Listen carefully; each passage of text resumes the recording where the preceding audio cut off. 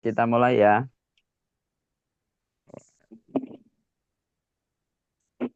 Oke, kita akan mulai. Salam, hamba-hamba Tuhan yang dikasihi Tuhan.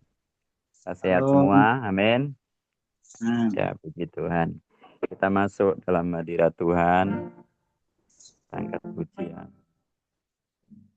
Alam semesta melukiskan ini. Alam semesta melukiskan keisaran Tuhan. Bumi bersuka menyatakan kebesaran nama Hosana.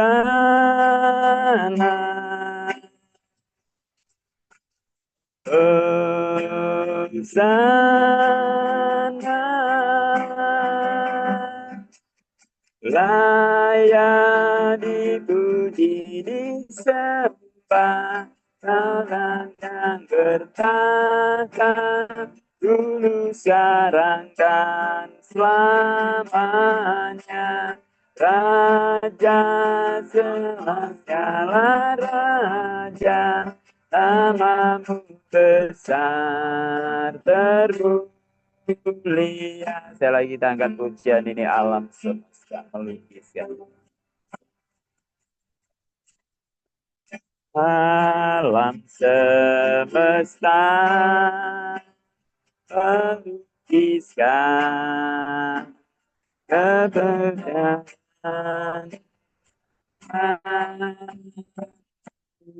Bumi berduka menyaksikan kebesaran nama Hosana.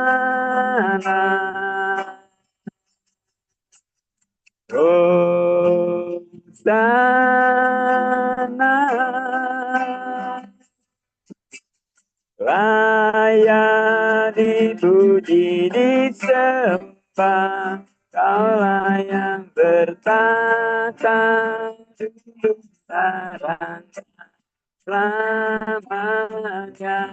Raja atas segala raja, namamu besar termulia. Namamu besar termulia. Namamu besar termulia.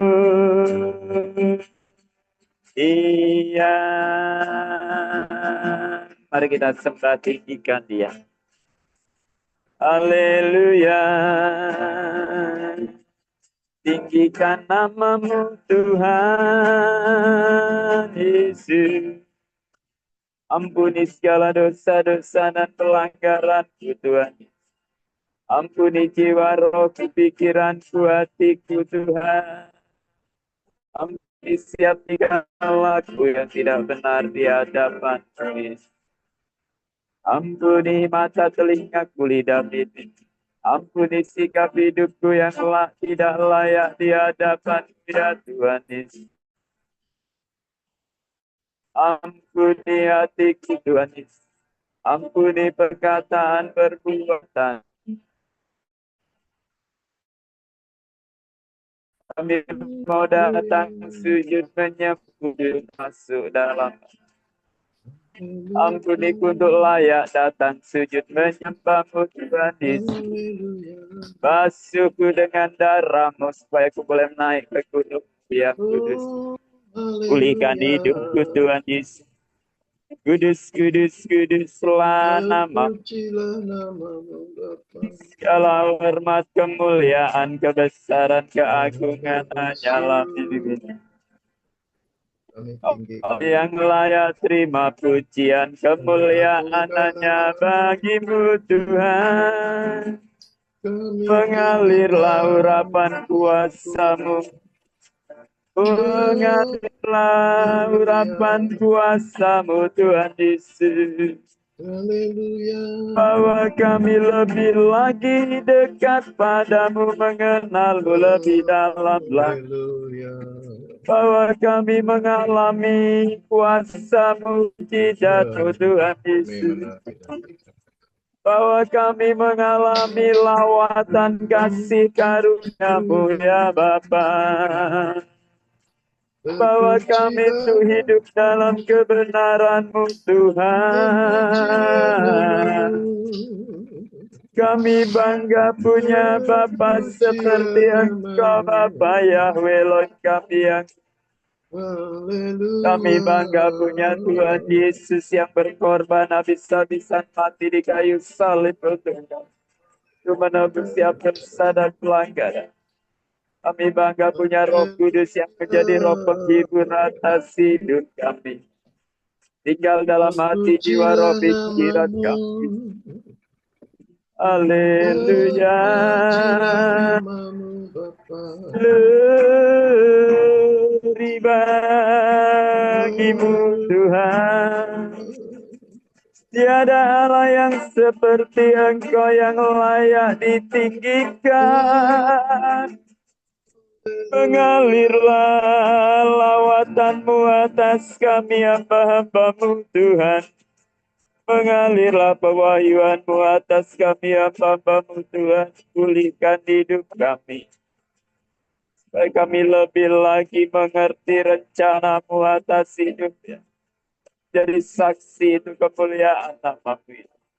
Terima kasih Tuhan Yesus. Haleluya.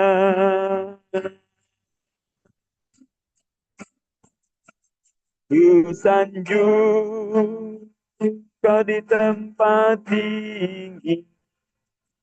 Sebab Engkau Imam besar agung. Ku sanjung Kau lebih dari yang lain.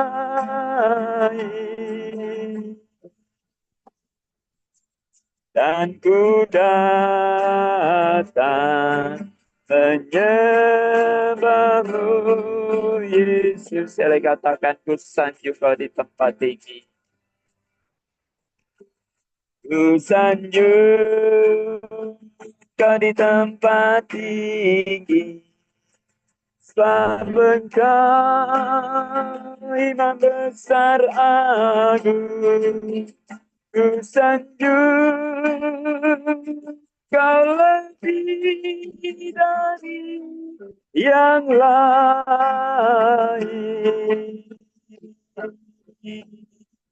Dan ku datang menyembah-Mu Yesus.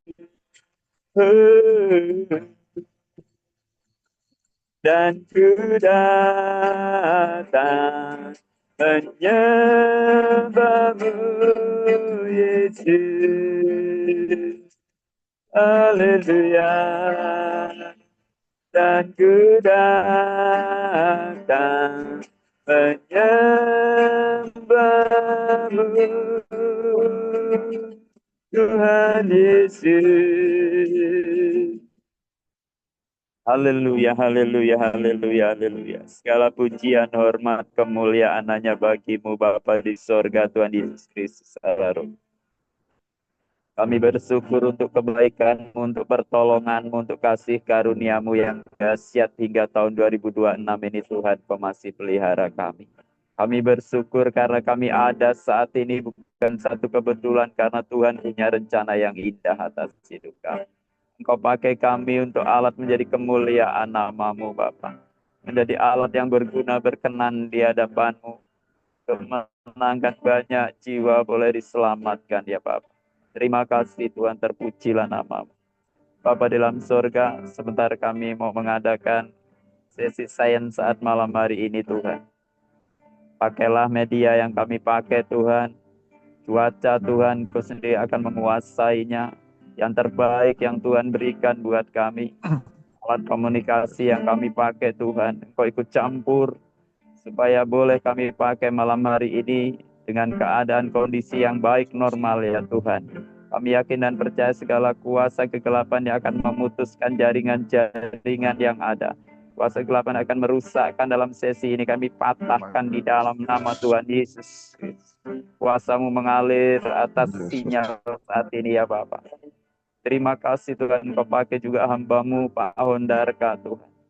Kau akan pakai tambahkan hikmat marifat pewahyuan baru Tuhan Yesus.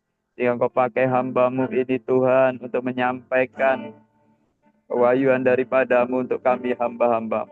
Ajari kami yang mendengar Tuhan, belajar untuk mengerti, belajar untuk taat, belajar untuk rendah hati, belajar untuk Tuhan dimaknai dalam setiap kehidupan kami, untuk mengubah setiap karakter pribadi kami, untuk mengubah hidup kami, bahkan mengubah orang lain ya Pak. Pakai hamba-Mu ini Tuhan, Aundarka, dengan luar biasa. Dan kami percaya Tuhan Yesus, Engkau ikut campur untuk mendatangkan kebaikan bagi setiap kami. Kami mau Tuhan siapkan hati, jiwa, roh, pikiran kami. Untuk kami Tuhan dibenahi, dibaharui. Untuk kami dipakai menjadi alat yang berguna buat kemuliaan nama-Mu. Kikis kami Tuhan segala karakter-karakter yang tidak benar. Kikis kami Tuhan segala karakter-karakter yang membuat hidup kami tidak semakin dekat kepada-Mu ya Pak. Terima kasih ya Pak. Terima kasih. Kami siapkan hati, jiwa, roh, pikiran kami untuk mulai sesi ini Tuhan. Saya pertaruhkan dari awal pertengahan hingga akhirnya ke dalam tangan-Mu. Di dalam nama Tuhan Yesus Kristus.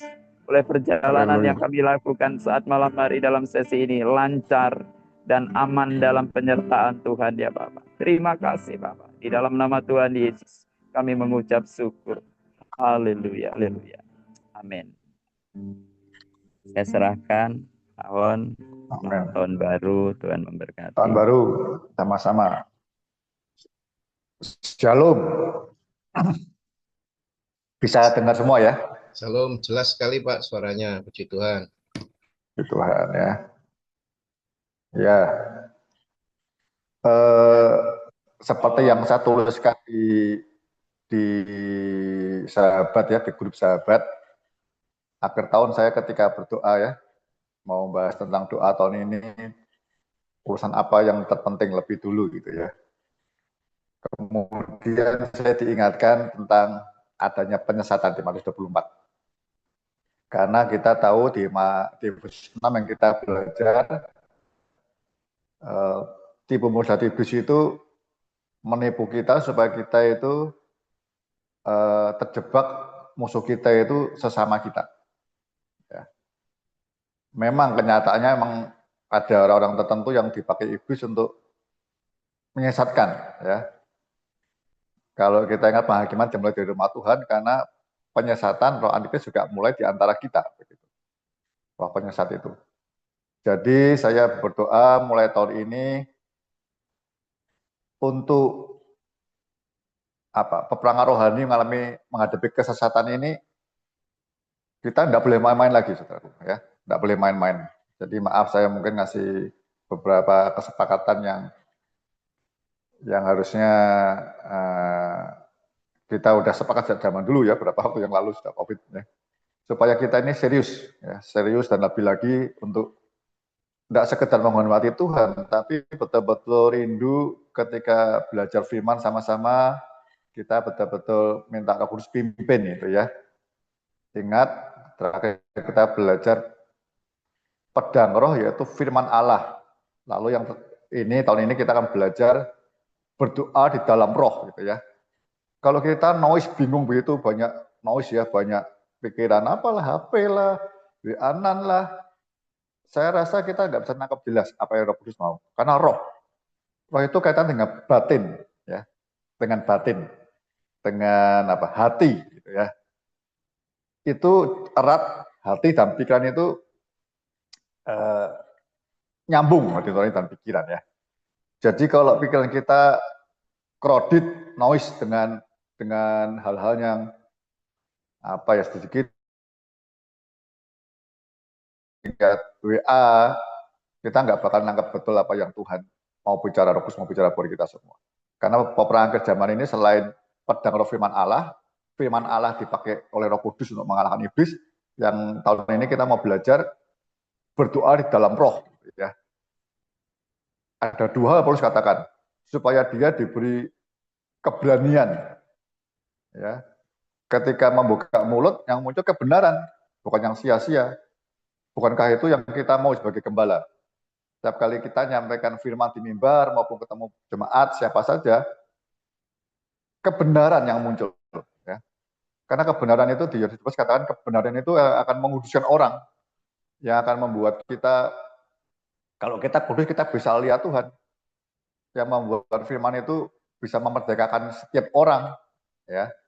Jadi saya mau dorong setiap Anda tahun ini boleh betul-betul memasuki. Iya, kalau nggak tahun terakhir, kalau orang dunia bilang akan masa lebih sulit, tapi saya bicara kalau Matius 24 katakan masa semakin sulit, kita akan tahu bahwa Yesus mau dekat datang, ya, semakin dekat datang. Ya. Jadi berbagailah hamba yang ketika tuanya datang nanti, kita didapati sedang bekerja, bukan sedang scroll lihat-lihat apa, ya. Tapi memang kita siap bekerja. Bekerja itu mendengar suara Roh Kudus, tuannya mau apa, Yesus, Bapak Yesus, lalu kita terjemah dalam hidup kita, dalam pengembalaan kita. Karena selain saya, selain saudara sendiri, Anda sebagai gembala punya tanggung jawab yang besar terhadap domba-domba. Ingat, beberapa bulan terakhir saya sampaikan kepada saudara semua bahwa panggilan gembala itu panggilan yang mulia, menggenapi segala rencana, termasuk amanat agung di dalamnya. Ya, Matius 8 itu, ketika kata pergilah, jadikan murid, baptislah adalah mereka melakukan segala sesuatu yang telah kuperintahkan kepadamu. Termasuk nanti jemaat bisa memuridkan kembali. Nah, ini siapa yang ngajarkan ini? Gembala tentunya. Makanya di Yohanes 21 dikatakan, Yesus sampai 3 kali bicara sama Simon. Simon, apakah engkau mengasihi aku? Ketika Simon jawab, iya Tuhan, aku mengasihimu. Tuhan bilang apa? Gembalakanlah domba-dombaku. 3 kali. Gembalakan itu ada unsur memberi makan, ada mengajar, ya. Jadi segala hal yang termasuk amanat agung bisa terjadi di jemaat Anda ketika Anda sebagai gembala mengajar firman. Yang kedua, Anda menyiapkan jemaat dan kita sendiri menjadi mempelainya. Maksud 5, siap menyongsong, ya, mempelai 5 gadis yang bijak. Hidupnya hanya menantikan Tuhan kapan kau datang. Ya, dikatakan di Korintus, katakan kalau kita tidak menantikan Tuhan datang, kita akan terkutuk. Terkutuk artinya ya bisa lepas dari segala karunia yang kita terima, ya, terkutuk. Jadi nantikan dia bukan cuma sekedar menantikan, tapi menyongsong. Ada satu niat yang makin hari makin lebih serius lagi. Anda lihat jemaatmu misalnya terikat dosa nggak lepas-lepas, terikat apalagi duniawi nggak lepas-lepas, terikat banyak hal lah. Itu harus sampai kita ini merasa sakit bersalin. Kita mau menolong sampai setiap domba jemaat yang dititipkan dalam penggembala saudara, dipastikan semua selamat dan mereka akan beranak cucu. Ya, itu saya mau sampaikan kepada sahabat saya nih. Mari kita mulai, ya. Saya mau lanjutkan di Efesus 6 ayat 18. Mungkin kita baca semua sampai 20. Nanti pembahasannya nggak tahu sampai ke berapa. Ya. Setelah yang 17 saya baca lagi, ya. Dan terimalah ketopong keselamatan dan pedang roh, yaitu firman Allah, dalam segala doa dan permohonan. Seperti yang diikuti atas, ya. Berdoalah setiap waktu di dalam roh dan berjaga-jagalah di dalam doamu itu dengan permohonan yang tak putus-putusnya untuk segala orang kudus. Juga untuk aku, ya, Paulus menyamakan dirinya walaupun rasul seperti semua orang Kristen, orang-orang kudus. Supaya kepadaku, jika aku membuka mulutku, dikaruniakan, ini yang pertama, perkataan yang benar, agar dengan keberanian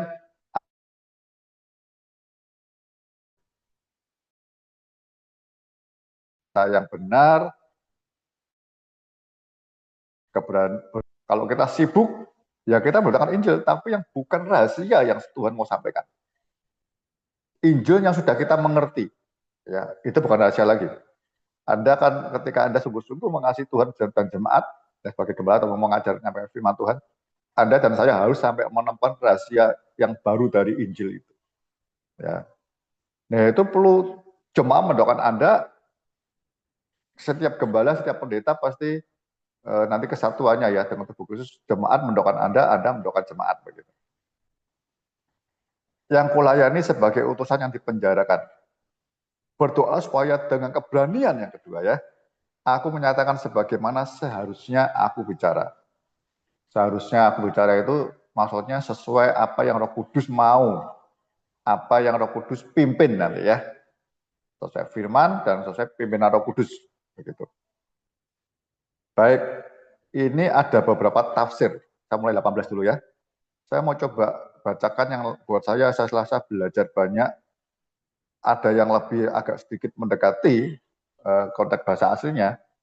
Itu Alkitab yang terbuka, AYT. Jadi harusnya ini ayat 18 itu tidak sekedar menopang ayat 17, tapi ini memang berdiri sendiri begitu ya. Sambil atau dengan ya, 18 ya. Sambil berdoa setiap waktu dalam roh dengan semua doa permohonan. Ya. Jadi yang pertama ini berdoa dalam roh, dalam semua doa dan permohonan. Dalam doamu itu berjaga-jagalah dengan segala ketekunan sambil menaikkan semua permohonan bagi semua orang kudus. Jadi sebenarnya 18 itu ada dua hal yang pokok, yaitu berdoa dalam roh, ya, maksudnya doa dan permohonan. Yang kedua, berjaga-jaga, ya, dalam segala ketekunan. Ada beberapa hamba Tuhan pendeta yang menafsirkan begini, saudara. Saya kasih prolonya dulu ya. Ini sebenarnya 18 itu tidak hanya menjelaskan ayat 17, tapi ini berkaitan dengan ayat 14-nya sebenarnya. Ya. Karena kata perintah yang pertama itu jadi berdirilah teguh. Ya. Lalu yang ikat pinggang kebenaran dan sebagainya itu partisipatif, menyertai. Ya. Jadi berilah teguh, itu semua dijelaskan alat senjata peperangan rohaninya. Kemudian 18 muncul. Jadi urutannya berdiri teguh itu, kemudian setelah pelengkapan senjata Allah, lalu harus berdoa, ya, dengan berdoa di dalam roh, dengan semua doa dan permohonan, ya. Jadi berdiri teguh, mengenakan semua pakaian, lalu mulai berdoa, ya, dalam roh, dalam pimpinan roh, sama dengan tadi pedang roh firman Allah, ya. Sementara ada pedang roh firman Allah, ya, rohnya roh besar juga. Kita kan udah dari sini deh. Itu mungkin Pak Thomas bisa bantu nge-mute dulu ya. Yang ketiga maksudnya berjaga-jaga, mengenakan berdiri tegap, siap perang, berdoa, kemudian berjaga-jaga, ya, dengan segala ketekunan. Kira-kira seperti itu. Jadi saya mau sampaikan begini, saudara. Seorang prajurit setelah mengenakan semua pakaian perlengkapan senjata Allah, perlengkapan perangnya dari kotapang sampai kasut ya, siap ya. Itu tidak bisa melakukan peperangan, apalagi kemenangan tanpa doa. Ini Paulus menggambarkan konteks zaman dulu. Ya, ya kalau Anda lihat kenapa Israel itu Tuhan tuntun ya dari Yahweh tuntun untuk mengalahkan bangsa-bangsa, termasuk Mesir yang pertama, itu karena zaman dulu itu peperangan jasmani itu sebenarnya menggambarkan peperangan di alam roh. Ya. Karena semua orang yang mau perang, sudah siap perang pun, ya, harus manggil imamnya, manggil apa, pimpinan agamanya, manggil apa, seperti dukunnya begitu ya, seperti nabinya, untuk mendoakan, ya, supaya dewa-dewanya menyertai. Ya, Anda lihat di Mesir itu, keluar dari Mesir itu mengalahkan, mau ada tulah 10 itu sebenarnya mengalahkan dewa-dewa mereka, 10 dewa yang penting. Ada dewa lalat, dewa nyamuk, semua dikalahkan ya. Dewa sungai Nil, terang, dewa matahari, semua dikalahkan. Jadi sesungguhnya peperangan itu seperti itu. Bangsa-bangsa itu sebelum perang sudah siap pakainya perang, sepertinya perlu pelindungan atau restu dari alam gaibnya begitu. Ya. Nah, Paulus mengatakan seperti itu. Orang siap perang semua, ya, pedang firman Allah, ya. Tapi masih perlu berdoa dalam roh. Roh Kudus akan menggerakkan ini untuk dipimpin dalam memasuki peperangan. Yang pertama kali mesti berdoa. Ya, saudara. Ya, atau orang peperangan rohani yang pertama kali mesti dia doa. Entah nengking, entah mengalahkan dengan firman Tuhan seperti Yesus ya. Yesus di Matius 4 dan Lukas pasal 4 itu, dia yang penuh dengan Roh Kudus. Ya, dibawa ke padang gurun, dicobai oleh iblis. Ya. Jadi bentuknya mengalahkannya iblis, ya, cobaan iblis dan sebagainya, jebakan atau nanti penyesatannya, itu tidak lain harusnya dengan firman yang telah kita renungkan tiap hari jadi daging dalam hidup kita, kemudian menggunakannya mulut kita mengucapkan seperti doa atau dengan tengking atau sebagainya itu sesuai pimpinan Roh Kudus. Ya. Itu yang penting nanti. Jadi penuh Roh Kudus, nanti saya ceritakan ya, Roh Kudus itu pendam seluruh kebenaran firman Tuhan itu harus saudara penuh dengan firman Tuhan dulu, pedang rohnya siap, lalu cara menggunakannya, entah itu nengking, entah keluar ayat, itu semua dalam rangkaian Roh Kudus yang memimpin, yang menuntun, yang menggunakan itu semua. Nanti kalau diberi kemenangan kita rasakan kemenangannya. Yesus mulai dengan begitu. Lalu nanti kita juga belajar doa-doa Paulus, ya. Bagaimana Roh Kudus itu memimpin hidupnya Paulus. Sampai waktu penginjilan mau ke Asia kecil, tapi ada orang Makedonia manggil-manggil sampai dia nyebrang mulai masuk ke daerah Eropa. Semua seperti itu nantinya. Ya, saudara. Ya.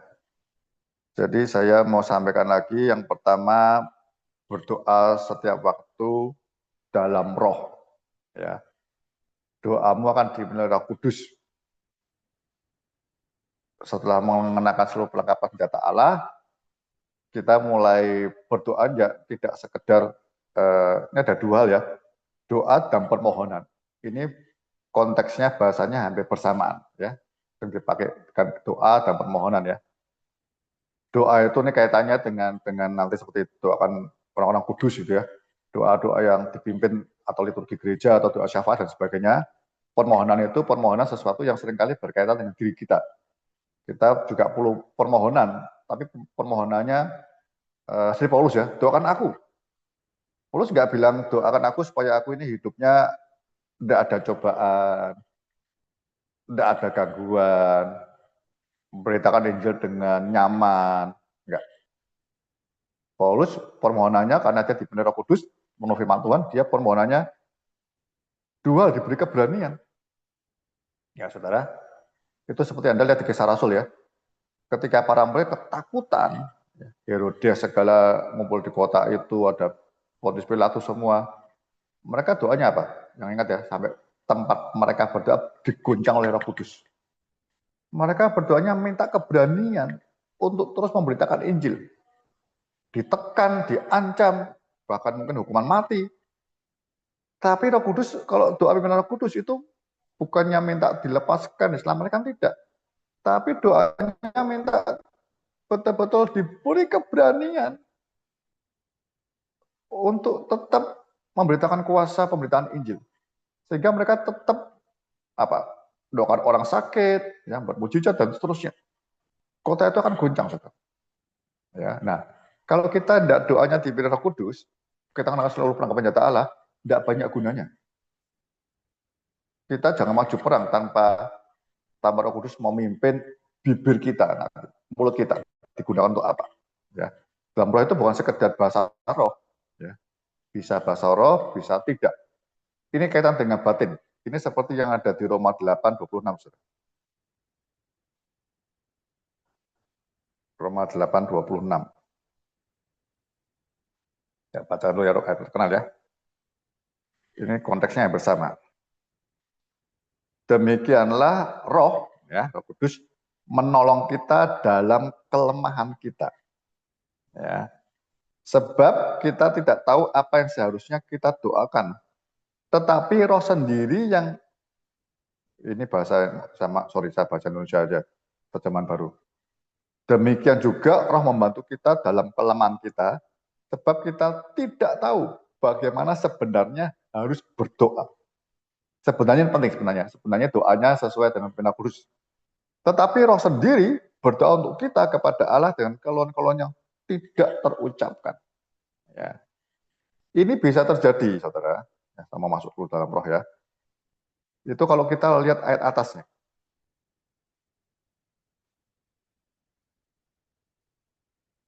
Kita mau lihat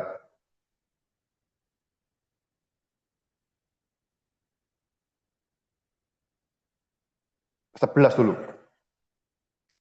Dan jika roh dia, ya, yang telah, ini Roh Kudus, yang telah membangkitkan Yesus dari antara orang mati diam di dalam kamu, maka ia yang telah membangkitkan Yesus Kristus Yesus dari antara orang mati akan menghidupkan juga tubuhmu yang fana itu oleh rohnya yang diam di dalam kamu. Lanjut ya.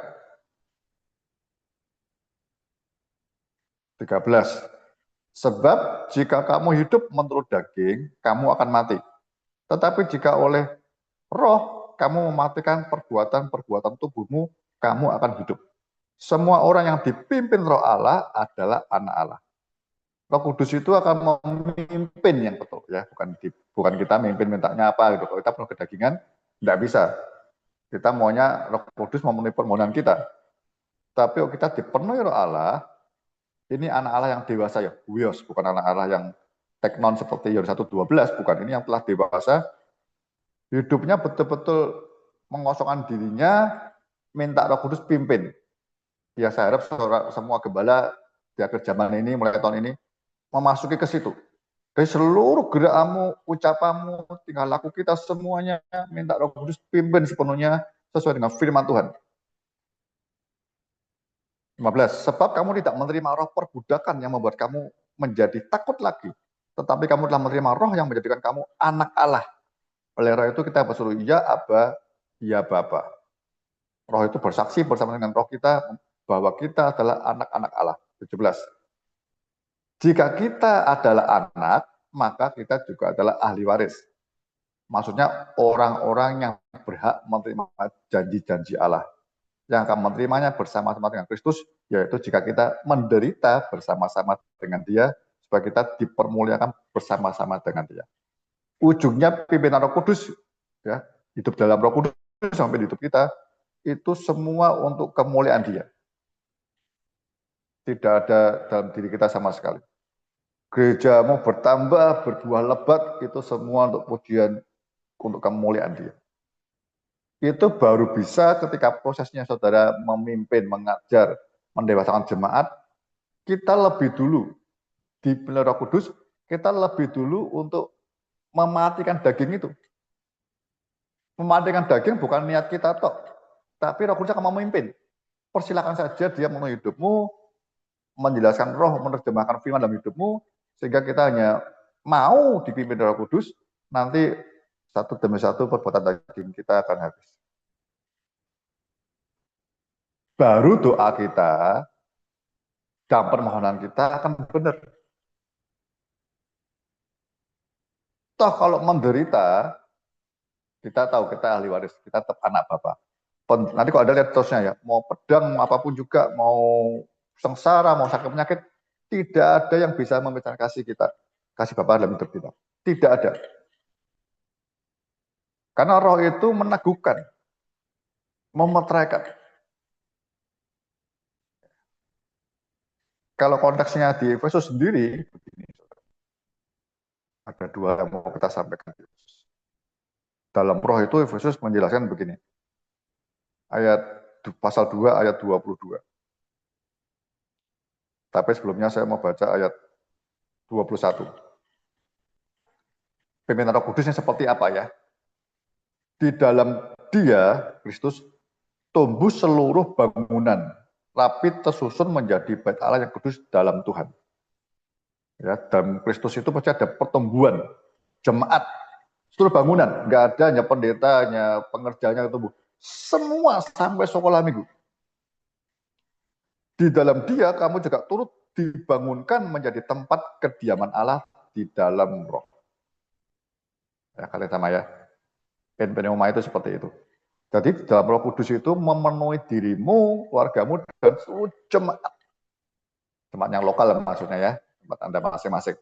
Nanti akan semua begitu, nanti kota terpenuhi. Itu khusus jemaat sekota terjadi. Tapi masing-masing Anda dan saya, pemimpinnya, gembalanya tumbuh dulu, lalu bisa terimpartasi ke seluruh jemaat, tumbuh bersama. Nah, tugas gembala begitu memantaunya. Kalau Anda dan saya merasa sudah bertumbuh oleh Roh Kudus, ya buahnya mulai muncul, saudara baru bisa melihat keadaan domba-dombamu, jemaat yang ada. Tumbuh nggak ya? Karena Anda merasa bisa mengukur diri kita tahun ini atau 2025 lebih baik daripada 2024. Kalau kita dibantu Tuhan oleh Roh Kudus maju, pemenang rohani ya, bisa mengalahkan iblis, maju selangkah dua langkah, kita berdistina, kita bisa lihat ke belakang. Apakah domba-dombamu juga maju selangkah dua langkah? Tapi saudara tidak pernah maju di Roh Kudus ya, nanti urusannya ribut sesama terus ributnya. Karena kita akan terjebak musuhnya darah dan daging. Mulai ke belakang ya semua sama-sama. Sama-sama berhenti sebenarnya. Bukan sama-sama maju. Ya. Jadi Anda yang anak Allah dewasa ini dipimpin oleh Roh Allah.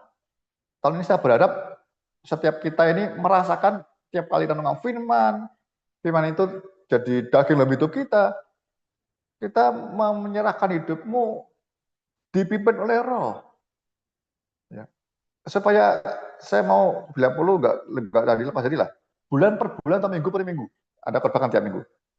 Minggu ini firman yang Anda sampaikan jadi minggu ini. Minggu depan Anda bisa firman yang baru lagi. Kalau belum ya jangan yang baru terus. Nanti gembala jalan sendiri sampai ke depan, jemaatnya nggak ada.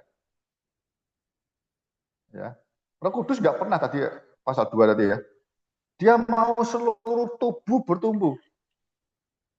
Seluruh tubuh berbuah. Seluruh tubuh, seluruh jemaat berjalan bersama Anda menuju semakin sempurna seperti Kristus. Dari anak, hamba, sahabat, mempelai. Itu bersama-sama. Jadi doanya, firmannya semua Roh Kudus yang memimpin. Saya berdoa diri saya dan saudara ngalami lebih dulu. Firman itu hidup, Roh Kudus itu hidup. Sehingga segala penderitaan apapun juga yang iblis taruh untuk menghalangi, tidak akan membuat kita berhenti. Saya tadi pagi merenungkan tentang Paulus. Ya. Saya lihat di YouTube ada satu cerita tentang Paulus. Sebenarnya cerita tentang Timotius. Timotius itu besar di Listra. Dia masih remaja, dia lihat Paulus dan Barnabas masuk ke kotanya.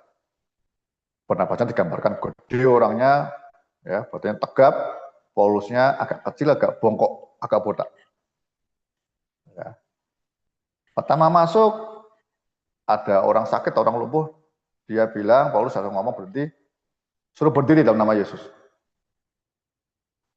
Jadi ini kan si Timotius ini bertumbuh besar, ini memang sulit.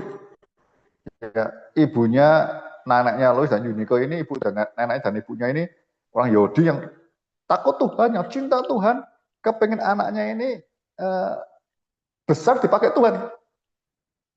Tapi karena bapaknya orang Yunani, ya jadi dia tidak bisa diterima baik di sinagoge nggak bisa terima dia. Karena ini dianggap seperti setengah kafir gitu ya.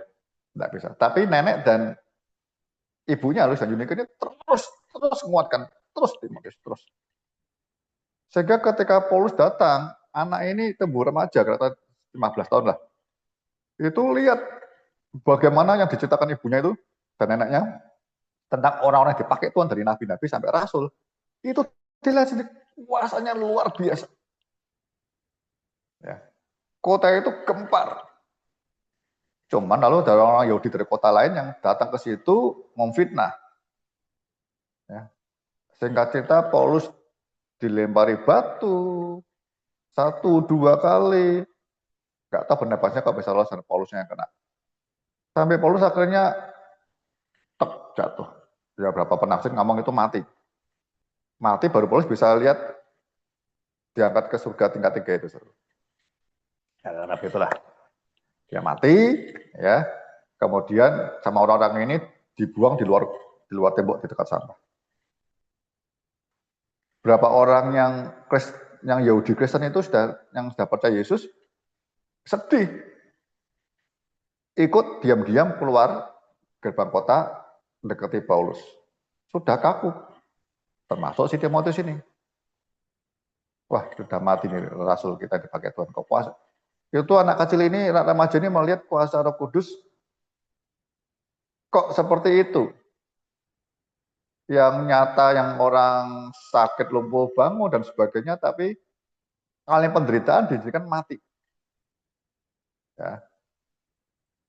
Singkat cerita, ketika mereka mau pergi sudah mati, Paulus tangannya mulai bergerak, dek, dek, dek, bangun dia. Nah itu awal yang Timotius melihat, oh,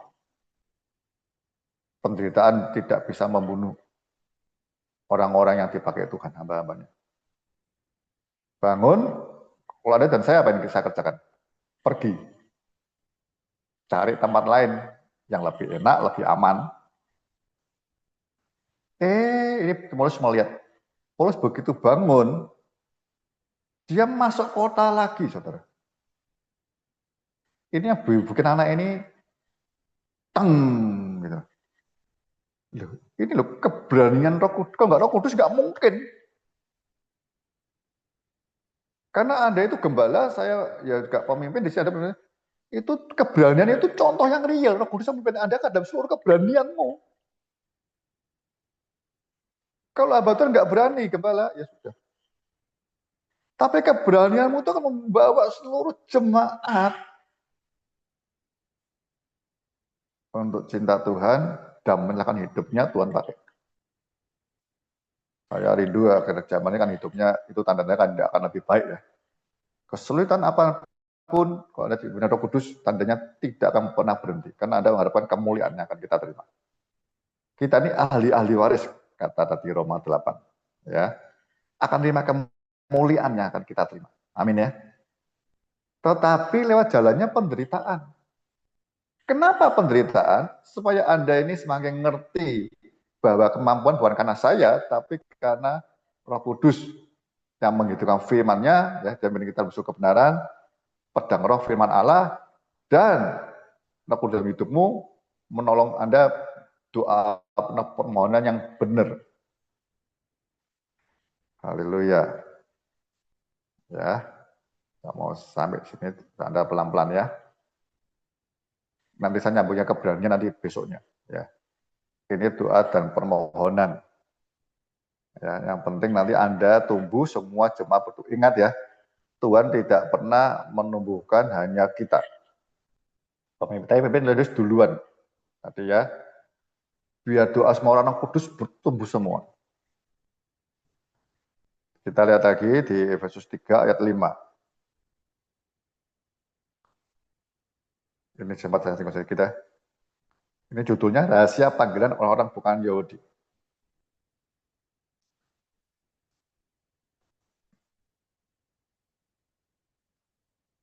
Saya baca dari ayat 1 dah, biar lebih jelas. Itulah sebabnya aku ini, Paulus, orang yang dipenjarakan karena Kristus Yesus. Untuk kamu, orang-orang yang tidak mengenal Allah. Dipenjara bukan karena kesalahan kita ya. di penjara karena Yesus Kristus. Untuk orang-orang yang tidak mengenal Allah, di penjara pun dia beritakan Injil. Memang kamu telah mendengar tentang tugas penyelenggaraan kasih karunia Allah yang dipercayakan kepadaku karena kamu. Karena kamu ada berapa kali ya? Yaitu sebagaimana rahasianya dinyatakan kepadaku dengan wahyu. Rahasia dengan wahyu. Ya, kembali begitu.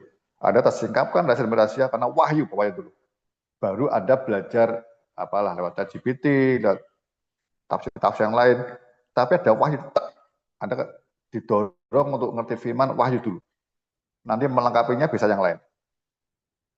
Seperti yang telah kutulis di atas dengan singkat. Nah, apabila kamu membacanya, kamu dapat mengetahui daripadanya pengertianku akan rahasia Kristus. Yang pada zaman angkatan dulu tidak diberitakan kepada anak-anak manusia. Tapi yang sekarang dinyatakan di dalam roh kepada rasul-rasul dan nabi-nabinya yang kudus. Ya, dan seterusnya. Sama-sama gini, saudara. Ya. Orang-orang sampai mengerti Anda itu sebagai gembala khotbah di mimbar, itu dia ngerti betul kalau Anda itu dipakai oleh Yesus menyingkapkan rahasia firman. Makanya saya usul kalau bisa Anda ini tiap minggu kalau nggak mendesak jangan diberikan orang lain. Mungkin pimpinan rohnya bisa berbeda-beda. Tiap orang kan dapat visi dari Tuhan. Kalau Anda saran ke orang-orang lain yang khotbah di minggumu, itu bisa rohnya bisa bermacam-macam. Ya. Tapi kalau Anda ngerti sebagai gembala, ya tahun ini itu jemaat harus ada yang menggembalakan, yang mendewasakan. Itu ada tangkap betul visi dari Tuhan, rahasia Injil apa, Anda kejar ke situ, Roh Kudus singkapkan, Anda bagikan sehingga akan bertumbuh bersama dengan Anda. Kalau Anda sering dengan orang luar, nanti dia tumbuhnya dengan orang luar. Ya nggak pernah ngerti bagaimana Roh Kudus memimpin gembalanya, singkapan rahasia firman-Nya untuk dirinya dan jemaatnya di sini. Rema kan begitu Rema ya, ingat Rema ya. Jadi Anda itu ya gembala ABC ya Anda misalnya siapa Pak Thomas GCA Bandar itu Anda di situ. Pak Manuel GBI ya Pak, ya itu. Tuhan mau menumbuhkan visi rahasia Injil yang konteks yang tepat di jemaatmu itu. Orang lain mungkin lebih hebat. Ya kalau nggak disuruh melengkapi, ya jangan diundang. Ya Anda tanggung jawab menyingkapkan rahasia pewahyuan yang khusus itu. Supaya pertumbuhannya tadi ya. Yang kedua, firman demi firman, minggu demi minggu, rahasianya itu betul-betul dilihat, ditampakkan oleh Roh Kudus. Kalau Anda nggak khotbah minggu, ya Roh Kudus nggak bicara apa-apa. Rahasianya ya terpotong-potong, hanya minggu ini, minggu depannya enggak, minggu depan lagi. Jangan. Jadi ambil tanggung jawab ada di pundakmu. Ya KKR sekali-kali boleh undang orang luar. Mungkin minggu kelima atau apa, tapi Anda biar ngalami loh. Ini tubuh Kristus ini kepala yang mau tumbuh kemana tuh jemaat ini. Anda nggak boleh tiru jemaat yang lain. Walaupun satu kota bisa beda-beda. Satu provinsi GSJA atau GBI atau GPT bisa beda-beda. Anda tidak bisa satu A, B, ya mungkin ada sama satu dua, tapi secara khusus rahasia Injil disingkapkan melalui Anda, itu konteksnya spesifik. Anda ada bagian tubuh khusus yang mana itu yang akan tumbuh. Di situ Anda akan ngerti betul Roh Kudus memimpin Anda dalam seluruh kebenaran. Seperti Yohanes 16 ayat 13. Tapi kok kita tidak menggembalakan, tidak mengajar tiap minggunya, Anda sepotong-potong.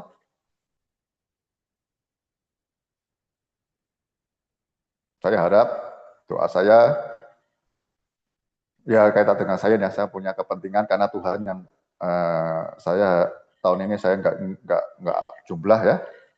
Saya mau bebaskan Anda dengan Roh Kudus mau datang, ya sepakat seperti itu. Kalau Anda ada keperluan, ada urusan yang sibuk dengan WA atau teleponan, ya jangan datang dulu ya. Daripada nanti tidak menangkap Roh Kudus mau bicara apa, nanti ganggu yang lain juga ya. Saya mau persilakan Anda putuskan saja. Ya, begitu saya harap. Jadi ini mau serius ya. Keberanian muncul, Tuhan singkapkan rahasia, Anda akan maju duluan melihat kalau ada jemaat yang tidak tumbuh, ada sedih. Harus dalam Roh Kudus harus ada pertumbuhan. Tanda dalam Roh itu ada pertumbuhan, ada rahasia dibukakan. Efesus konteksnya begitu.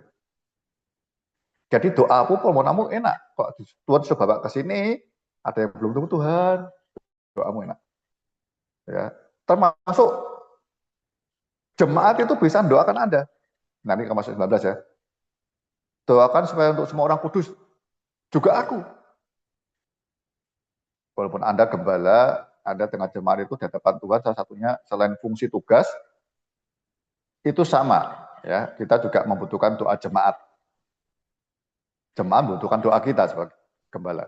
Ya, jadi orang kudus dalam jemaatmu itu, kalau Anda tidak, jemaat tidak bisa melihat Anda di rahasia Injil apa yang sedang disingkapkan untuk ngajar jemaat, jemaat mau doa apa coba?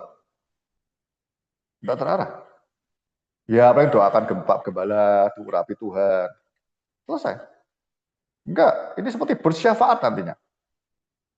Ya. Beri keberanian ketika buka mulut yang benar saja.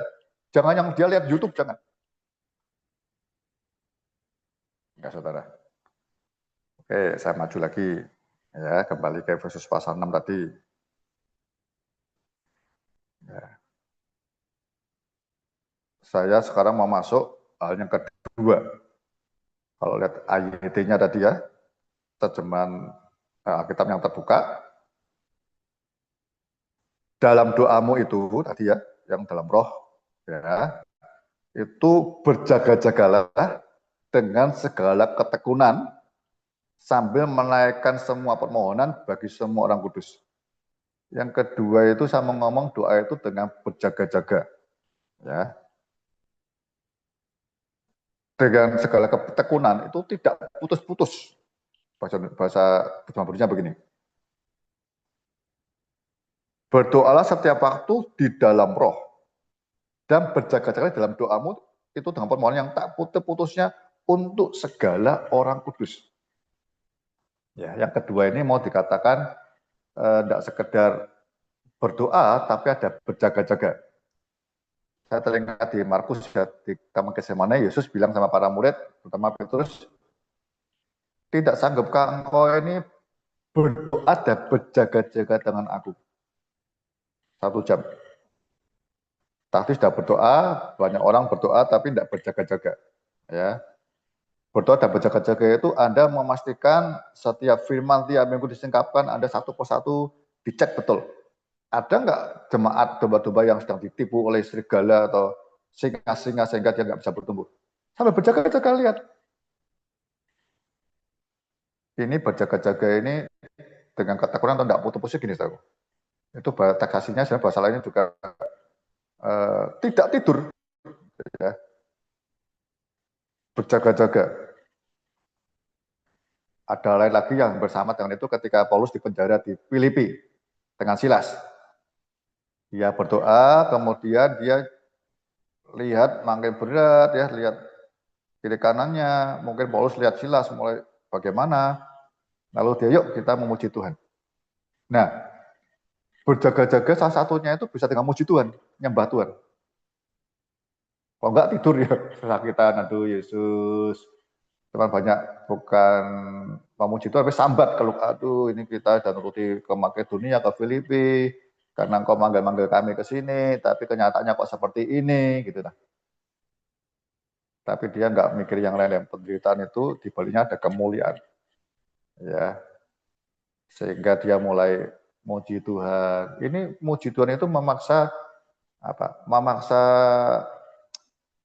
perasaan kita itu ditaklukkan, daging yang roh itu penuh, daging itu lemah, itu biar rohmu terus tadi Roma 8:26 loh. Secara roh manusia nggak mau berdoa, tapi mulainya mungkin dengan bahasa roh dulu, kemudian meninggal itu menyembah Tuhan sampai apa ya dikatakan tempat itu bergoncang kayak tadi kayak di Kisah Rasul ya 4 atau 5 itu atau 6. Berdoa ke tempat itu tempatnya bergoncang. dia nggak ketakutan, nggak putus asa, tapi di penjara di tempat paling dalam setelah dipukulin. Tapi dia berdoa aja, berdoa dia nggak mau berdoa. Kalau saya berdoa ya diem sampai sandaran, sampai doa terus, sampai tertidur. Enggak, dia begitu mau ngantuk, guys, wah, yuk kita nyembah aja, kita nyanyi aja. Jadi nyanyi itu bukan liturgi untuk pelengkap penyerta sebelum firman, bukan. Nyanyi memuji Tuhan itu Anda memaksakan perasaan dagingmu untuk dipaksa yang mungkin kacau balau macam-macam ya, keinginan apalah, keinginan WA, scrolling itu ditaklukkan betul. Tadi saya cerita ya, ada potong nih, saya lepas sedikit. Dipimpin oleh Roh itu ya, tadi kaitan dengan ini ya. Roh Kudus memimpin kita itu, Roh Kudus itu kalau memimpin itu kan roh dengan batinmu. Itu bahasanya begini. Setiap hari Anda menghabiskan waktumu dengan apa? Itu yang akan memimpin hidupmu. Kalau Anda dengan memuji Tuhan, ya berdoa senantiasa, ya terus menerus nanti kita ya, Paulus juga berdoa senantiasa dan sebagainya, baca firman, itu Roh Kudus yang memimpin, halnya kudus yang kebenaran. Tapi kalau seharian waktumu dihabiskan untuk TikTok, nonton apa, nonton ini, nonton itu yang akan memimpin hidupmu seperti itu. Nanti kalau nggak lihat HP kita gelisah. Tapi nggak lihat firman, nggak lihat baca Alkitab, kita lama-lama santai. Ya. Doa dalam roh itu melepaskan Anda dari hal yang duniawi. Nanti Anda baca Korintus ketemu Korintus ya. Bagaimana Paulus bilang, aku ini tidak bisa bicara hal yang rohani lagi dengan kamu. Karena kamu ini manusia Kristen yang duniawi sekali. Kalau sudah banyak duniawi, ngobrol santai-santai, nggak pernah ngomong yang rohani, ngomong berdua bagaimana, ya, memuliakan Tuhan bagaimana, jemaat untuk bertumbuh bagaimana, nggak pernah ngomongin seperti itu. Ya sudah. Tahun 2026 ya sama 25 lagi, sama dengan 24. Andanya juga begitu saja ya. Tapi doanya, kamuannya keras, pengen berubah, pengen begini begitu. No, tidak bisa. Karena kan penangkapan data Allah dari kata kebenaran sampai kasut, ya pedang roh firman Allah, ya semua kerjakan. Anda berdoa, dipimpin oleh Roh Kudus mulai bergerak. Rahasia disingkapan Injil, pertumbuhan rohani, keberanian, Anda mengukur dirimu. Penderitaan itu justru sebenarnya seperti batu ujian, Anda yang menderita kan daging. Kita mau lebih menang nggak? Ya, tadi di Roma 8 katakan, untuk lebih menang kita akan melihat penderitaan ini tidak seperti dengan kemuliaan yang akan kita terima. Penderitaanmu semakin besar, kemuliaan yang kita terima semakin besar. Itu rahasia besar ya, Paulus luar biasa ya. Jadi orang ini habis dipukulin sampai mati, dia bukan kabur. Begitu bangun Roh Kudus menghidupkan dia kembali, dia masuk kota lagi. Saya percaya yang masukkan kota mimpin itu Roh Kudus. Daging nggak mau daging. Kita aja kalau sakit sebentar, sakit sedikit, maunya nggak pelayanan. Nggak mau pelayanan, aduh sakit, aduh. Nggak pelayanan. Anda itu teladan yang utama. Keberanianmu hidup dengan Roh Kudus, dengan Roh Kudus itu mengimpartasi ke jemaat. Pertumbuhannya kan sama-sama tumbuh. Anda tumbuh, semua akan ikut. Jadi jangan lepaskan jemaat kepada siapa-siapa. Itu tanggung jawabmu. Ya. Kembali ke tadi. Jadi berjaga-jaga itu seperti itu. Soalnya doa tok bisa capek. Tapi jaga-jaga itu kan nggak tahu ya, Anda gampang-gampang susah jaga-jaga ya. Kita pernah jaga apa ya? Saya dulu waktu di kampung ya di Semarang, bapak saya pas nggak bisa, saya kan ada seskampling jaga gitu. Dulu kampung kami itu baru mulai ada listrik tahun berapa ya? 75 atau 76 baru ada listrik. Sebelumnya nggak ada. Ketika nggak ada listrik, itu ada jaga malam. Tadi pakai lampu kecil, pakai senter begitu. Itu yang paling-paling ngantuk tuh mulai saya tahu betul mulai jam 1, jam 2 tuh beratnya bukan main.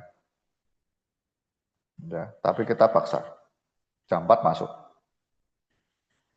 Ketika jaga sampai jam 4 pagi, nggak ada malingnya, nggak ada. Dan dulu jam 4 nggak ada malingnya. Begitu kita ini, saya salah satunya waktu itu masih remaja, masuk, mau pulang, paginya gempar, ada sepeda atau ayam saya lupa, hilang. Aneh ya, karena rumah kami itu dekat tanggul, banjir kanal itu ada tanggul. Itu saya duganya itu malingnya tiduran di tanggul, kita kan nggak lihat gelap itu, nggak ada listrik. Ya, begitu yang ronda masuk, dia turun. Jaga-jaga itu nggak gampang. Nah, kalau berjaga-jaga dengan Roh Kudus, nah itu yang akan kita anggap. Anda oleh jaga-jaga betul, ya. Ya, bukannya doa terus ya enggak. Saya pernah ceritakan, saya suatu malam waktu saya di Wamena, 1:30 saya seperti dibangunin Tuhan untuk berdoa buat ibu saya di Semarang. Doa buat ibumu, Roh Kudus. Saya bilang, Roh Kudus doa apa? Nah, saya pakai Roma 8:28. Nggak ngerti. Cuma saya rasa ada yang berat ini. Kemudian saya berbahasa roh. Karena nggak ngerti. Ya bisa bahasa roh. Saya bilang, Tuhan, Mama pesangan tanganmu, bahasa roh lagi. Ingat kata apa, saya ucapan lagi. Ya. Sampai saya tertidur. Sekian bulan saya dapat ada pertemuan pengurus Yayasan Pesat di Jawa, saya datang, sempat mampir ke rumah. Ngomong sama ibu saya, tinggal 1-2 hari di situ. Ibu saya cerita, wah, beberapa waktu lalu tuh aku ini tiba-tiba malam itu bisa menggigil kedinginan seperti mau mati. Kaget saya. Loh, kapan itu? Dia lupa ingat-ingat. Oh, itu pas ketika saya dibangun untuk berdoa. Pokoknya hidupmu dipimpin Roh Kudus. Yang penting Roh Kudus senang memimpin hidupmu. Karena kalau kita nggak pernah taat, dia nggak mau memimpin. Pak Yusuf itu, Yusuf Maria itu ya, Anda tahu kan? Apa cerita Natal kan? Malaikat itu pertama kali bicara lewat Maria. Ya toh? Tapi setelah mereka jadi satu, ya walaupun tidak bersetubuh, Yusuf mulai sebelum bersatu, Yusuf mulai bicara, mereka mulai bicara pada Yusuf. Ketika Yusuf mau mencerahkan diam-diam dulu, maka bilang apa?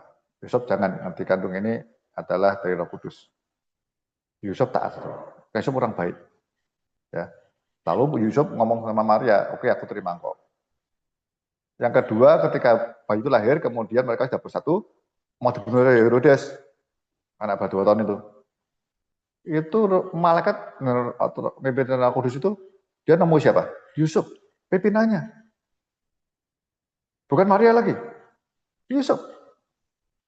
Yusuf sekali menyiapkan hati yang baik, ya dia nggak memecahkan Maria, dia melakukan diam-diam, artinya sudah kelihatan baik. Roh Kudus akan bicara. Kemudian setelah bersatu dengan Maria untuk melindungi Yesus, malaikat bicara lagi sama Yusuf. Yusuf bilang, ayo kita cepat pergi. Malaikat bicara begini, Maria tunduk. Karena Maria lain hidupnya Yusuf tidak pernah berkeluh kesah, tidak pernah berdosa, tidak pernah malas. Dan dia orang yang betul-betul ingin hidup buat Tuhannya. Maria dia bisa protes. Tidak bisa, malaikat bicara sama aku, bukan sama kamu lagi. Tidak bisa. Cuman kalau lihat pimpinannya benar, ya sekali 2 kali Roh Kudus memimpin Anda ini kapan rahasia Injil, khotbah dengan sungguh-sungguh, kemudian nonton jemaat bisa ngerti firman, bisa melakukannya, apalagi jangan merasa bisa bertumbuh. Itu cuma percaya kepada Anda. Ngomong apa saja, iya. Nanti jemaat juga Anda bisa doakan aku, ya. Doakan. Jadi sudah dapat mohonan. Anda mohon dengan benar. Nanti jemaat juga, Pak, doakan saya, Pak. Nanti Anda saya punya pengalaman begini, saudara. Anda ketika doa buat jemaat ya, nanti hari, malam, atau siang Anda kan diingat ke jemaat ini. A, B, C, jemaat. Jadi Anda tolong ya, tahu nama-namanya semua ya. Mungkin siang Anda pas naik motor atau apa, atau malam, Kok diingatkan jemaat, bangun, bangun. Itu doa yang berjaga-jaga. Jangan sebentar lah, capek aku, doa besok lah Tuhan. Loh, sekali kita seperti itu, Roh Kudus nggak akan pimpin lagi. Ya mungkin kalau Samuel 3 kali lah, kalau Samuel lah. Tapi saya 3 kali kan dia bangun, kita nggak bangun. Samuel, oh bangun dia. Siap Bapak, lari. Kok sekali ada tidak bangun, Roh Kudus nggak bicara lagi.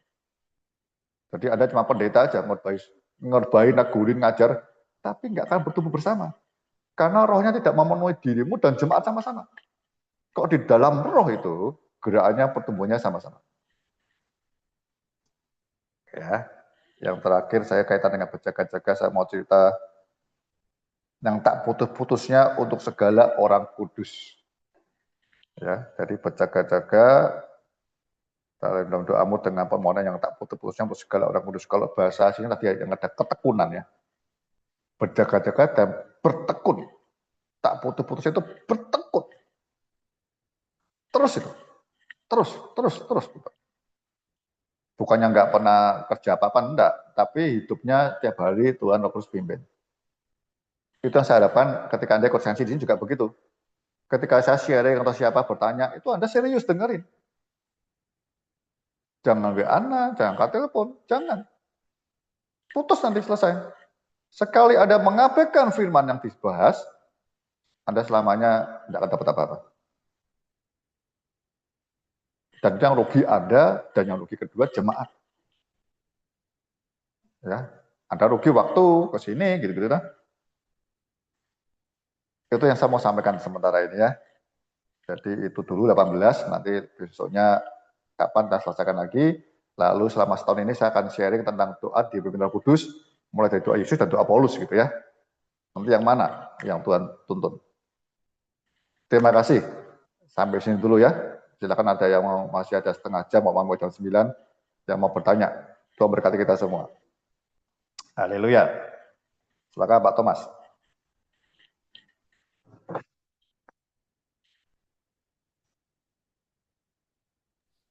Ya, Mari.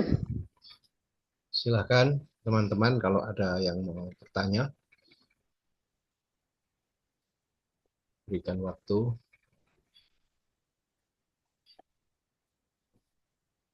Tadi ada 2 poin ya Pak ya. Berdoa setiap waktu di dalam roh dan berjaga-jaga di dalam doa. Ya intinya begitu ya. Ayo siapa silakan.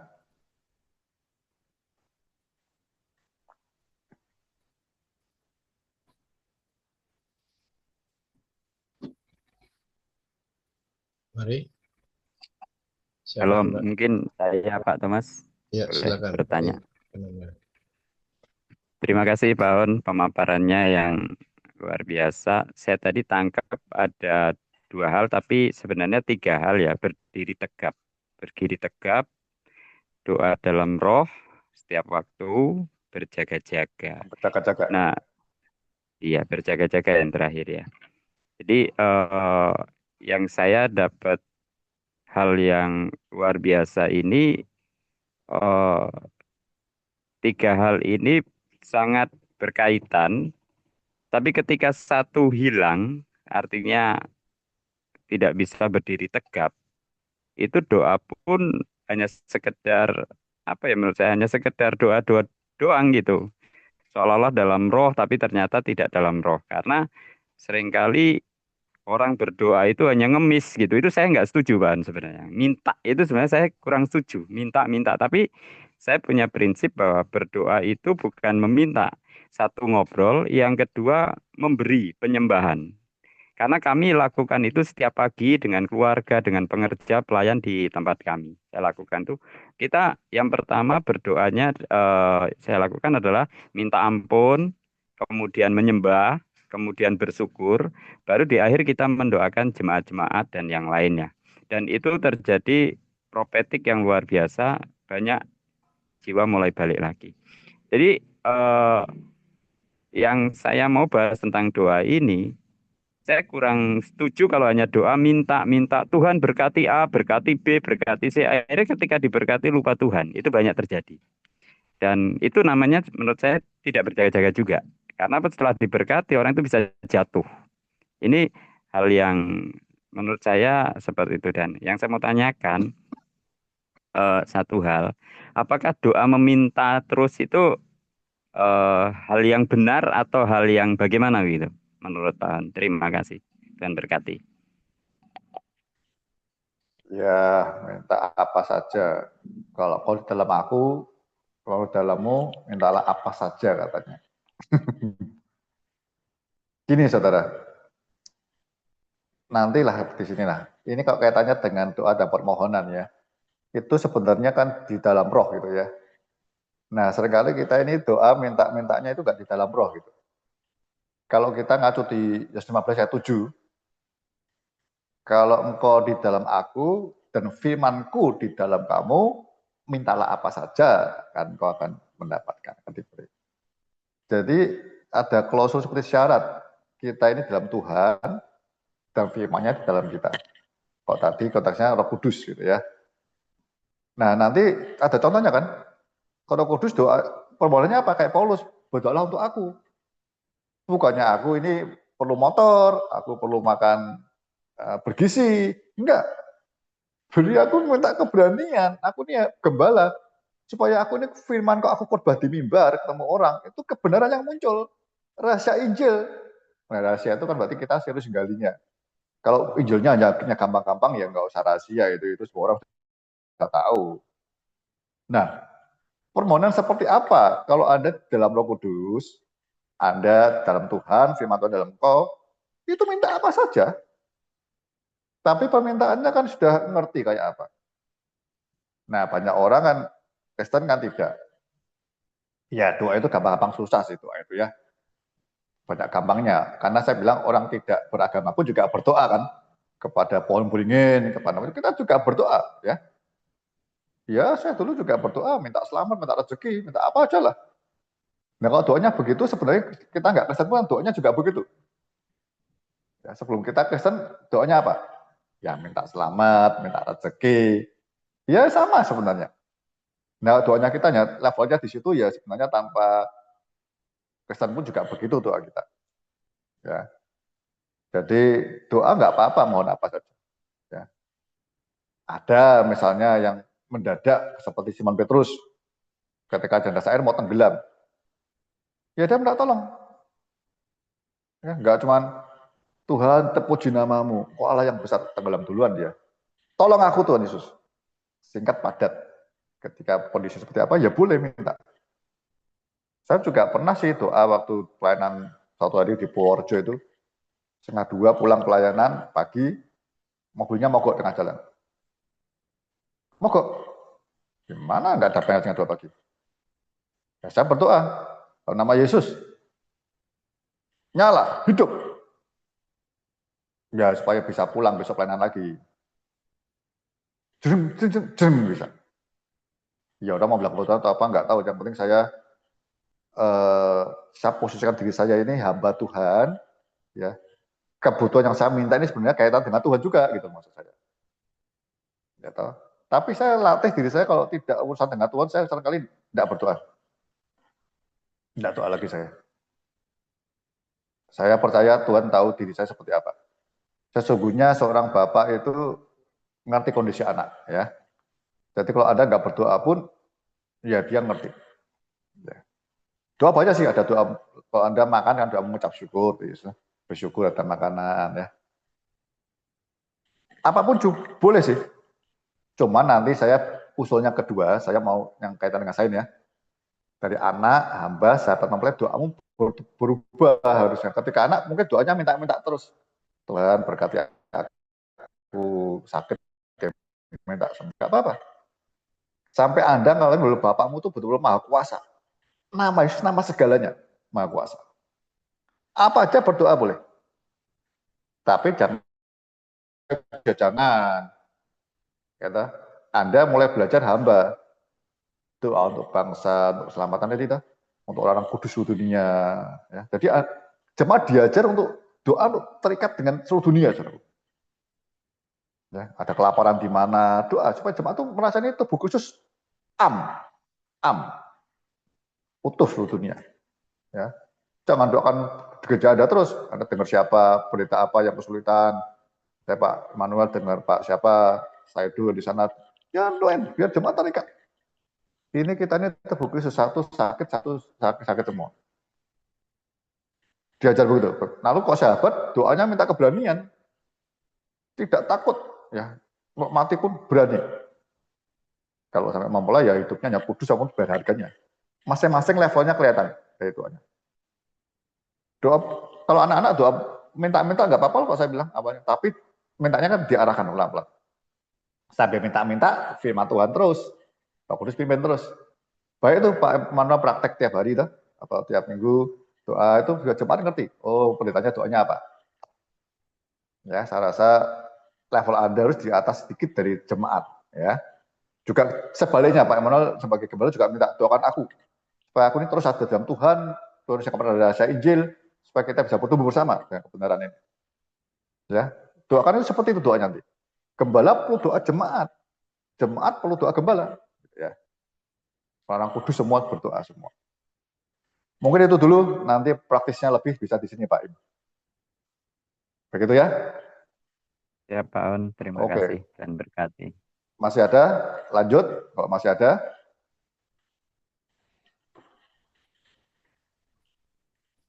Ya, silakan, siapa lagi?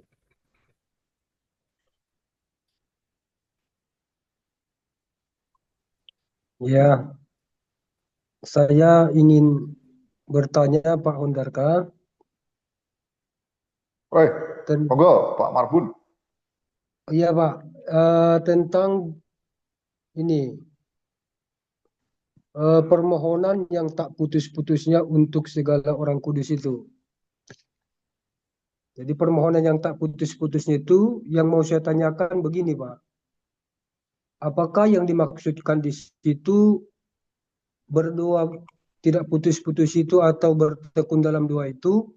Misalnya kita mendoakan seseorang yang malas beribadah misalnya.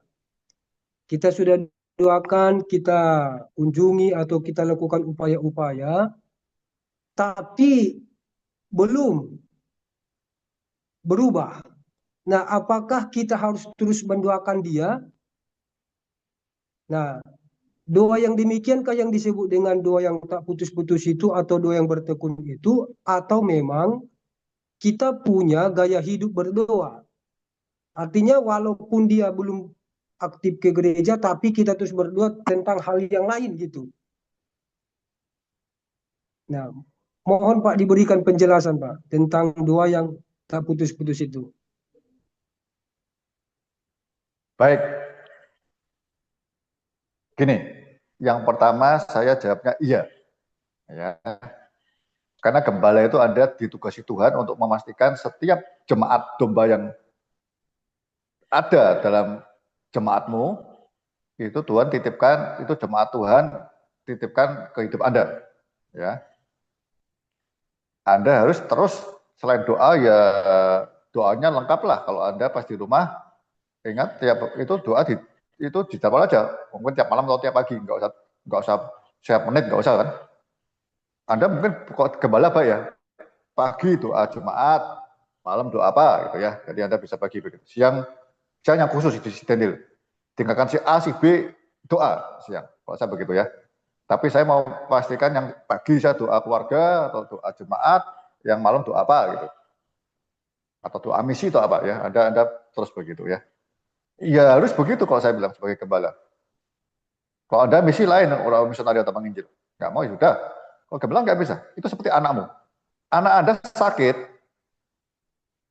kalau seorang ayah yang betul ya, gembala itu kan harusnya orang-orang bilang romo atau pastor kan harusnya bapak ya. Sakit masa kita nggak sembuh-sembuh, kita biarin. Enggak lah. Terus diobati, terus diapa juga sampai mesti sembuh. Itu kasihnya gembala di situ. Gitu. Lu gembala memberikan nyawa buat domba-dombanya kok. Jadi 10. Beri nyawa loh, bukan memberi waktu aja. Beri nyawa. sampai dombanya selamat menang. Itu yang pertama, ya. Kasih waktu paling baik. Yang kedua ya doa lain itu kalau bisa dibagi aja, Anda mau doa misi atau doa. Yang kedua baiknya ya Anda tadi Pak Manuel baik ada waktu doa, lalu jemaat diajak berdoa yang sering sama-sama itu. Jadi, saling mendorong orang kudus ini. Kan Anda tahu orang kudus itu kan ada 2 kudus ya. Jemaat Korintus. Tapi Paulus bilang apa? Kepada jemaat Korintus, pada zamannya kudus, Korintus itu disebut jemaat kudus. Orang kudus itu orang-orang yang ya jemaat juga belajar jemaat itu akan antar jemaat yang lama nggak datang, yang masih terikat dosa dan sebagainya. Doa buat gereja-gereja lain, doa buat para misionari. Jadi ada keterikatan. Aku ini tubuh Kristus nggak cuma aku, nggak cuma jemaat ini, tapi banyak gereja lain di Lampung banyak, di dunia banyak gitu ya. Jadi ada baiknya kalau doa misi dunia Anda cari di Google atau kayak cari orang kontak misi, sedang apa di Nepal, sedang apa. Jadi jemaat terikat loh. Dunia itu Tuhan itu bekerja seluruh dunia. Enggak cuma apa EDW tak loh. Itu kan sedih loh. Wah, dunia aku paling menderita. Enggak, yang menderita banyak. Imannya sedang struggle, berjuang untuk imannya. Nah, di jemaat semangat itu. Tapi yang khusus nggak datang itu bagianmu memang Pak sebagai gembala. Pak pendeta enggak, hanya itu aja sekencangnya atau seingatnya. Tapi kok gembala enggak bisa kunjungi, didoain, kunjungi terus doain. Yang penting Anda kan titipin pasti harus semua selamat. Kecuali dia yang mundur. Dah, ya. Paulus juga di Korintus pernah marah kan? Yang enggak mau bisa harusnya dia mau macam-macam. Dah, ini kita terpaksa kita doakan tubuhnya silakan iblis, tapi tetap mengasihi. Yang penting jiwanya, rohnya selamat. Nah itu konteksnya seperti apa pastinya ya kita nanti bisa belajar nanti. Jadi saya mau sampaikan begitu Pak, ya Pak. Saya itu harus minta hati gembala, minta hati gembala di Yesus. Ya. Domba satu hilang dia cari sampai ketemu, ingat ya. Enggak, udah saya cari, enggak ada, enggak. Yesus kok enggak ketemu, enggak balik dia. Cari sampai ketemu, betul kan? Domba satu hilang sampai ketemu. Bukan saya datang ke rumahnya, dia enggak ada. Loh, enggak, sampai ketemu tugasnya ada. Makanya gembala paling berat, tapi paling mulia. Yesus 3 kali ya. Kau mengasihi aku, gembalakanlah domba-dombaku. Jadi kalau kita mulai kering kasih kita kepada jemaat, domba-domba kita, minta Yesus. Purni kasihmu Yesus, aku mengasihimu. Kalau kita mengasihi Yesus, mesti tanggung jawab itu muncul lagi. Karena domba-dombanya Yesus. Dia nggak mau dombanya ada yang hilang. Begitu Pak Gembala saya itu Marbun. Iya Pak, Anda gembala yang mulia di dalam Kristus. Minta. Iya Pak, Semangat, semangat. Oke. Terima kasih banyak. Oke, nanti bahas di sini. Baik Pak, terberkati Pak. Terima Amin. kasih Pak Marbun. Silakan yang lain.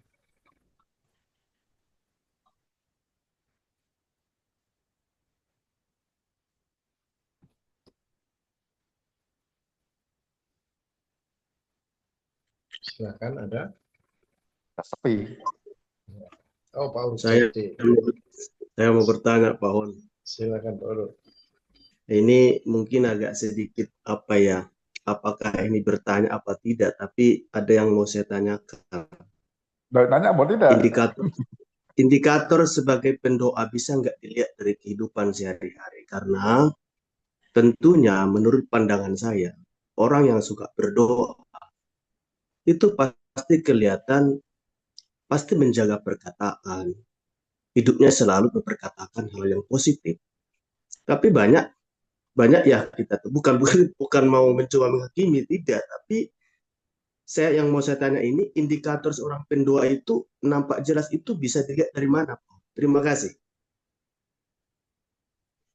Itu saja Pak. Ini enggak ngomong khusus pendoa soalnya saya ya. Nanti kita ngomong di sini kok pendoanya.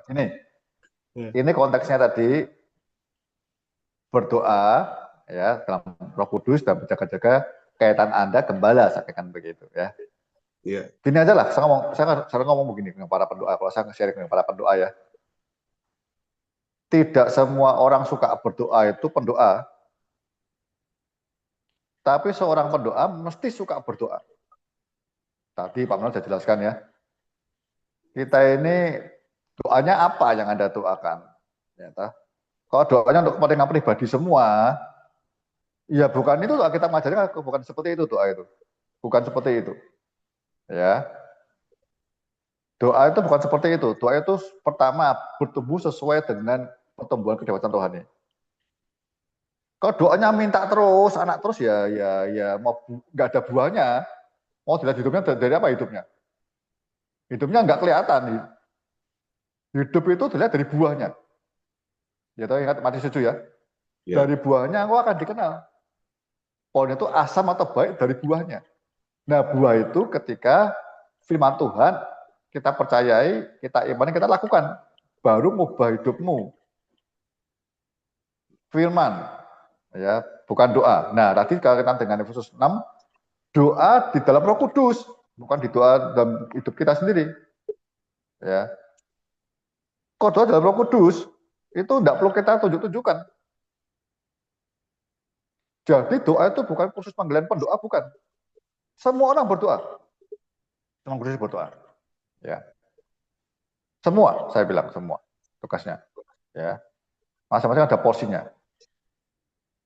Karena sementara begitu. Jadi untuk lihat buahnya ya tidak bisa Pak. Ini pendoa karena pendoanya saya nggak ngerti ini doanya doa apa? Ya misalnya orang doanya ngusir setan terus ya galak orang itu ternyata. Nanti semua keluarga diusir semua juga tuh. Dosa ngusir setan soalnya. Kan nggak boleh begitu. Dia tahu ini ngusir setan. Pas sama orang jangan diusir, jangan galak. Galak sama iblis. Sama istri, sama suami nggak boleh galak. Wah, saya ini pengusir. Iya, ngusir setan, bukan ngusir orang. Begitulah sementara ya. Sementara yang buah itu dari firman, Pak. Makanya seperti Kristus. Kristus berdoa enggak? Dia berdoa tiap pagi. Ya, tapi tunjukkannya dia doanya benar. Untuk jiwa-jiwa. Daerah mana yang belum diinjilin. Dia jalan terus. Muridnya lihat terus. Dengan memberitakan Injil. Jelas itu ya. Tentang Injil. Ya. Jadi doa di dalam Roh Kudus seperti itu. Mungkin begitu Pak. Jadi ya. Sip, sementara itu ya. Nanti ya. Di sini lagi bahas kalau Anda mau bertanya lagi. Tuhan berkati. Ini wajahnya agak galak-galak ini. Biasa musir-musir. Musir roh bukan musir orang Pak Thomas. Tertawa Pak Thomas. Shalom Pak Musa. Selamat malam. Wih, hambanya. Mana nih wajahnya? Mana wajahnya nih? Selamat tahun baru Pak Musa. Ayo silakan yang lain Pak Andreas.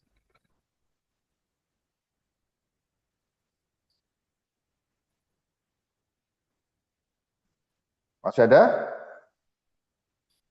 Kesimpulan Pak. Kesimpulan?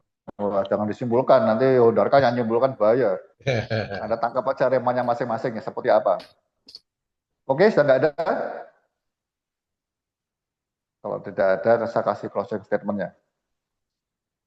Ya Pak. Masih ada? Rasanya semua sudah yakin. Masih merenung semua Pak, kejadian yang lalu 2025. 2025 kejadian apa? Keliling terus ada keliling dari gereja ke gereja gitu. Iya, ada berantem 2025. Jadi 26 jangan lagi. Kamu lagi apa? Baik, kalau tidak ada, saya mau ngasih kalimat penutupnya ya. Sekali lagi, ini kaitannya dengan gembala. Setelah Anda belajar mengenakan tadi berdiri tegap, mengenakan semua perlengkapan senjata rohani, seluruh ya, semua itu seluruh. Tabang sampai kasut. Ya. Nah, sekarang geraknya mulai dengan doa dalam roh. Roh Kudus menggerakkan mulut Anda yang pertama. Nah, nengking tak apa? Nikmati. Ya. Nikmati pimpinan Roh Kudus. Jadi yang senjata jangan dibuang. Oh, ini doa. Enggak. Ini doa itu pelengkap segalanya, ya. Roh Kudus akan pimpin tentang kelukan roh, kuasa-kuasa gelap maksudnya. Ya, ini doa itu semua sudah pakai lengkap semua, Roh Kudus pimpin, baru Anda masuk peperangan. Ya, dalam roh, minta Roh Kudus pimpin. Kalau saya sampaikan amanah ada 2 atau 3 tadi ya. Yang pertama, Roh Kudus itu akan memberi Anda, kalau kaitan tadi yang pertama keberanian dulu. Oke, nanti kita bahas berikutnya. Tapi kok ini nggak dibahas, ada 2 ini di Yesus. 1, itu harus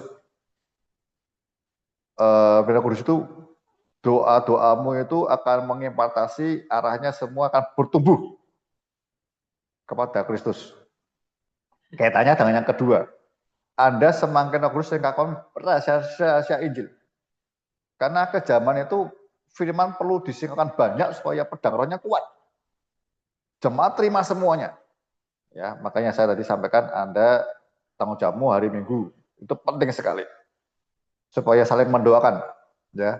Jemaat mendoakan orang kudus termasuk Anda, seperti Paulus tadi bilang, doakan juga aku. Anda mendoakan jemaat.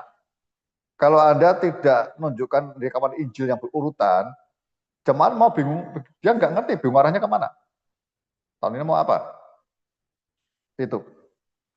Ya, yang terakhir saya mau sampaikan tentang berjaga-jaga. Ya, berjaga-jaga itu Anda harus punya hati yang kayak kita Getsemani ya. Saya pernah ngomong tuh, berjaga-jaga itu berkaitan dengan apa yang Roh Kudus pimpin tadi. Drama Getsemani itu ya. Jadi berdoa dan berjaga-jaga supaya Anda nggak lengah, nggak dalam pencobaan gitu ya. Artinya Anda harus bisa dengan pujian penyembahan, bisa dengan setiap hari, pokoknya kalau lihat TikTok apa-apa ya, yang firman itu ya. Karena apa yang Anda sering lihat itu memengaruhi hatimu nanti. Ya. Anda kalau ketarik yang bukan rohani, bukan Roh Kudus, tidak bisa jaga-jaga, akan pelan-pelan keluar dari pimpinan Roh Kudus. Nah, yang terakhir tadi ya kaitan dengan doa untuk seluruh orang-orang kudus. Ada jemaatmu itu berdoa nggak cuma sekedar pemerintah, tapi latih berdoa untuk ya Anda perlu ya Pak Mano kok banyak berita misi buat di-share Pak di grup berita misi di mana itu ya. Luar negeri ada di apa-apa. Anda yang tahu yang kontak dengan apa bagian misi bisa beri masukan tuh. Ya doakan kemarin di mana saya lihat ya. Di daerah Afrika itu yang mau dipegang kepalanya itu ya. Nah, ayo. Jadi Anda dan jemaat melihat bahwa Allah sedang bekerja di seluruh dunia.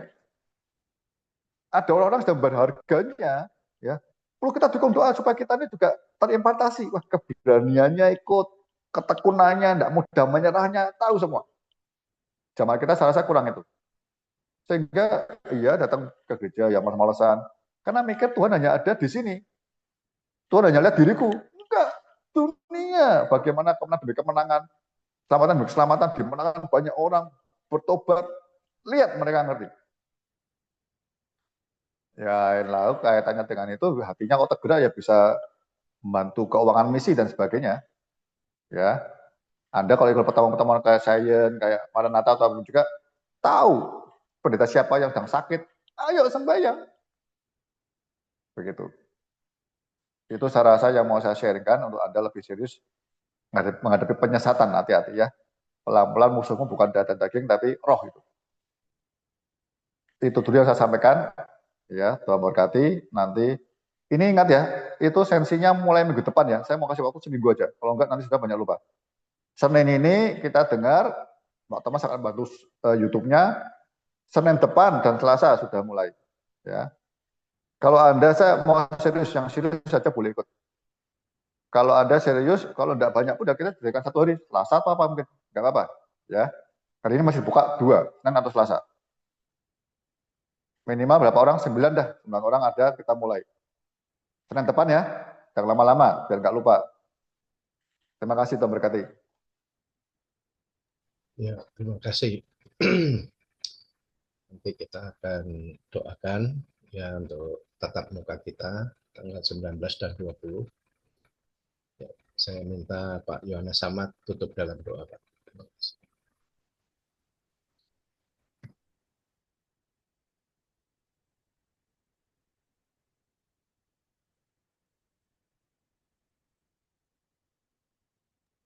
Pak Yohanes Samad, doa.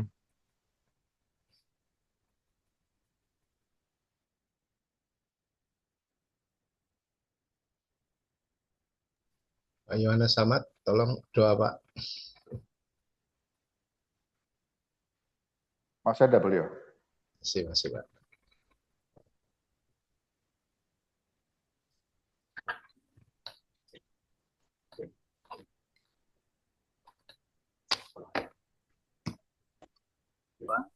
Ya, silakan. Suaranya, Pak. Yang keras, Pak. Kurang keras sedikit. Karena laptop saya bermasalah di speaker Pak. Ini bilang keras ya. Yuk kita berdoa. Tuhan, terima kasih buat sharing malam hari ini. Terima kasih Tuhan sudah memberikan pemahaman-pemahaman yang berarti buat kami. Terima kasih untuk Tuhan sudah mengurapi hamba-Mu Bapak Ondarto untuk menyampaikan materi ini. Tuhan, Allah Kudus, kami mohon untuk menyempurnakan sangat banyak Amin. yang kami pahami dan kami mengerti tentang firman-Mu. Ya Allah Kudus akan membuat kami memahami, mengerti dengan hikmat dan payung dari Tuhan. Terima kasih Bapak. Izinkan kami bertemu dalam pertemuan yang akan datang tetap muka. Ialah dengan kesehatan, kekuatan, Tuhan mampukan kami untuk bersama-sama mengadakan tensi ini yang akan datang dengan pertolongan Tuhan. Terima kasih Bapak. Amin. Malam hari ini, biar kami silakan dalam izinnya kenyataan Tuhan. Berdoa dalam Yesus. Amin. Amin. Terima kasih. Tuhan berkati. Ya, Amin. Tuhan berkati. Tuhan Selamat malam Pak semua. Hon, Pak Thomas, Terima semua kasih. hamba Tuhan. Terima kasih, Thomas. Selamat malam semua, selamat tahun Kasih baru, kesehatan, selamat kekuatan, istirahat. Pak Saido Marbun, Pak Ya, Un, foto dulu Pak. Guru Terima kasih. Jadi. Semangat terus.